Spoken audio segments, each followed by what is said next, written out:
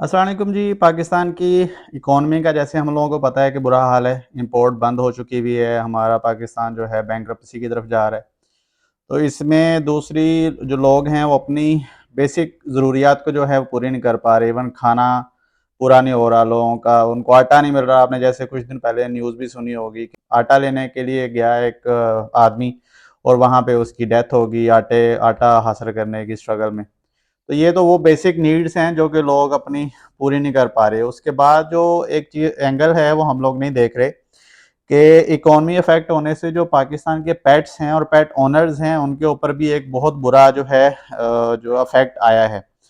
उसमें सबसे पहले क्या है कि पेट आपने देखा होगा कि पेट की जो वैक्सीनेशन प्राइजेस हैं वो डबल हो गई हैं। ऑलमोस्ट 40 to 45% जो टैक्स की वजह से इनके रेट्स इंक्रीज हो गए हैं, क्योंकि पेट की वैक्सीनेशन पाकिस्तान के अंदर नहीं बनती हैं, ये इंपोर्ट होती हैं। सारी की सारी वैक्सीन इंपोर्ट होती हैं और जितनी भी चीज़ें इंपोर्ट हो रही हैं पाकिस्तान में उनके ऊपर बहुत ज़्यादा टैक्स बढ़ गया। जो वैक्सीन 2,000 रुपये में हो रही थी अब वो 4,000 रुपये में हो रही है, क्योंकि टैक्स की जो चीज़ें हैं वो बहुत ज़्यादा। इवन फूड के ऊपर बहुत ज़्यादा टैक्स लग गया है। मेडिसिन के ऊपर जो बाहर से आती हैं उन पर बहुत ज़्यादा टैक्स है। एसेसरीज हैं जो पेट्स के लिए ज़रूरी हैं उनके ऊपर बहुत ज़्यादा टैक्स लग गया। तो यही चीज़ हम लोग डॉक्टर करीम के साथ अभी डिस्कस कर रहे थे। ये बेसिकली डॉक्टर करीम अफ़गानिस्तान में जो है यूएस के साथ बहुत लंबा अरसा काम कर चुके हैं। बट पाकिस्तान अफ़गानिस्तान के जो हालात हुए हैं, उनमें ये हमें बता रहे थे कि जैसे ही अफ़गानिस्तान की जो गवर्नमेंट है वो चेंज हुई थी तो लोगों ने अपने पेट्स रिलीज़ कर दिए थे। तो यही हम लोग अभी डिस्कस कर रहे थे, तो मैंने सोचा कि चलें इसी बात पे हम लोग बनाएँ कि क्या पाकिस्तान भी उसी तरफ जा रहा है जहाँ पे अफगानिस्तान जा रहा है। और जब पाकिस्तान कोई भी मुल्क बैंकरप्ट होता है या उसकी इकोनॉमी तबाह होती है तो उसके जो पेट ओनर्स हैं या पेट्स हैं उनके ऊपर क्या असरात होते हैं, ये हम देखेंगे। डॉक्टर करीम से भी पूछते हैं कि उनकी क्या राय है, उन्होंने क्या एक्सपीरियंस किया जब अफगानिस्तान की गवर्नमेंट इस तरह डिस्टर्ब हुई और ये सारा सिस्टम जो है तबाह हुआ। Doctor Karim, when government of Afghanistan changed, what was the first thing that pet owners did when they have no jobs, no nothing? In the first time, so the pet keeping need expenses. It Yes. need instruments. It need food. So if the government of Afghanistan collapsed, a lot of pet owners released their pets. So Okay. according to the expensive of foods, and they couldn't find food for their pets. Also, it's very difficult. If we keep one dog or one cat, it need like a family Yes. expenses, Yes. uh, especially dogs. Yes. It need a lot of Yeah. ex, Expensive yeah, food and all that stuff, yes, medicine and vaccines and all that stuff. everything. And cat also the same. Yes. These things need uh, good quality food. Without good quality food and medication, it's very difficult to keep animals. बिल्कुल ऐसे ही।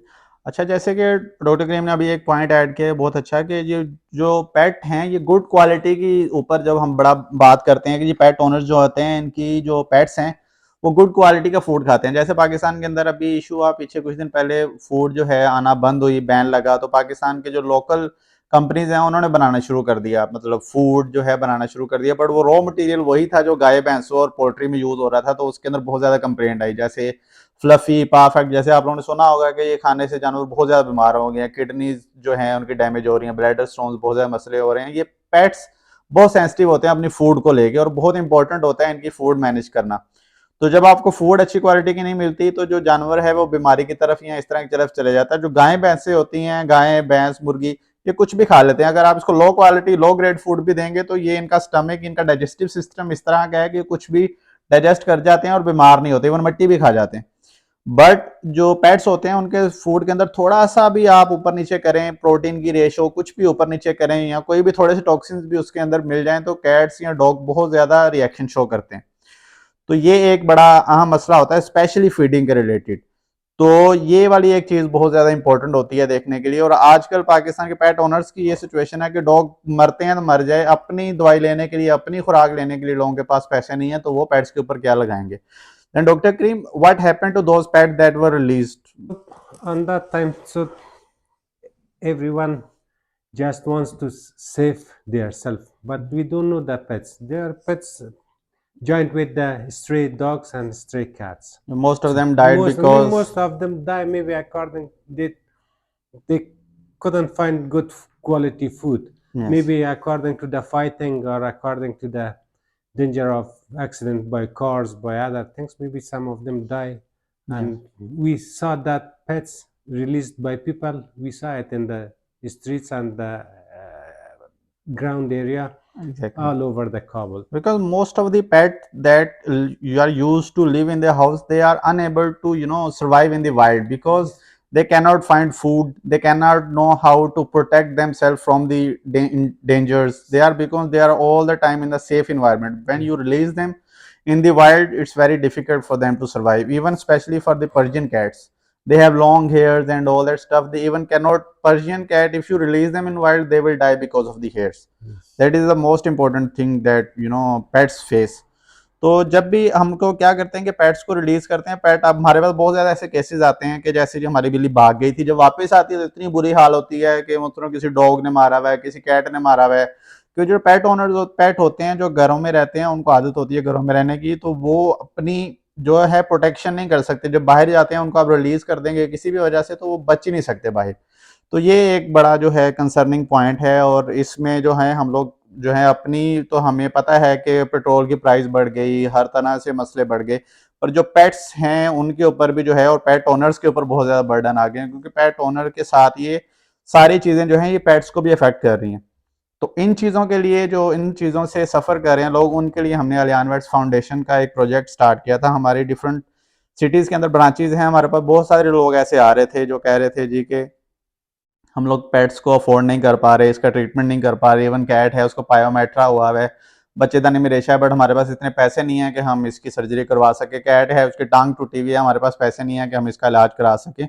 तो उस चीज़ को counter करने के लिए हम लोगों ने अलियान वेट्स फाउंडेशन स्टार्ट की थी, जिसमें हम अपनी जो है एफर्ट डालते हैं और कुछ लोगों से डिमांड करते हैं कि जी आप कोई डोनेट करना चाहता है इस केस में, तो हम ताकि एक म्यूचुअल जो है हेल्प से इन जो पेट ओनर्स हैं उनकी हेल्प कर सकें और उनके पेट्स को बचा सकें जो कि सिर्फ पैसे ना होने की वजह से मर रहे हैं. तो अगर आप में से कोई बंदा जो है ऐसा, ऐसे आप जो ऐसे पेट ओनर को जानते हैं, या आप हैं जो अपनी कैट या डॉग का ट्रीटमेंट करवाना चाह रहे हैं, बट आपके पास पैसे नहीं हैं या पैसे कम हैं जिसकी वजह से आप ट्रीटमेंट नहीं करवा पा रहे, तो आप हमारे ब्रांचेज पे लाहौर, इस्लामाबाद और कराची विजिट कर सकते हैं, जहाँ पे आपको जो है जितना हो सकेगा अकोमोडेट किया जाएगा. Thank you very much. अल्लाह हाफिज़.